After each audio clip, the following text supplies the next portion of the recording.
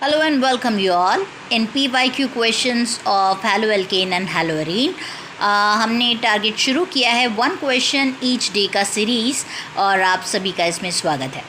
जो क्वेश्चन आज हम लेने जा रहे हैं हैलोअल्केन का एक क्वेश्चन है that is draw the structure of the major monohalo product formed in the following reaction. यहाँ पर ए में हमारा जो क्वेश्चन हमें दिया गया है जिसमें हमें अल्कोहल दिया गया है और थायनाइल क्लोराइड के साथ इसके रिएक्शन करके हमें प्रोडक्ट बनाना है। Before going to see with the reactions हम इंपॉर्टेंट पॉइंट्स को कंसिडर कर लेते हैं जिससे कि रिएक्शन ईजी रहे हमारे लिए।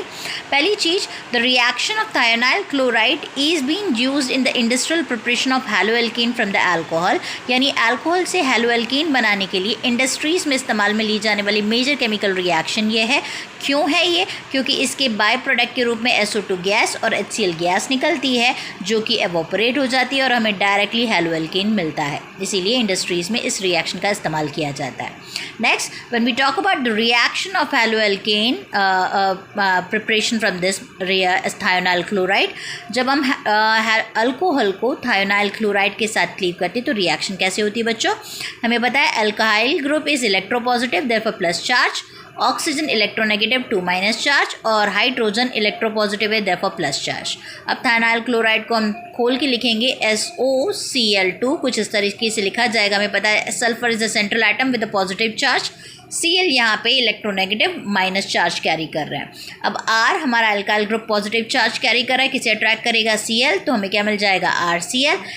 H पॉजिटिव चार्ज है, अगेन Cl को अट्रैक्ट करेगा, HCl बनाएगा और SO ऑक्सीजन को अट्रैक्ट करके SO2 गैस बना देगा। देखिए दोनों ही गैसेस फॉर्म में एवोपरेट हो जाएंगे और हमें हैलोअल्केन मिल जाएगा। अब वापस इस रिएक्शन की तरफ आते हैं तो यहाँ पे देखने वाली बात है, हमारे पास 2 OH है, एक OH डायरेक्टली बेंजीन से अटैच्ड है और एक OH CH2 के थ्रू बेंजीन से अटैच्ड है। ठीक है, तो अब सोचने वाली बात है कि ये OH रिप्लेस होगा या ये OH या फिर दोनों ही हो जाएंगे। तो important to mention that benzene से जो डायरेक्टली अटैच्ड OH है वो यहाँ उसके जो लॉन पेयर है वो बेंजीन के साथ क्या शो कर रहा है बच्चों?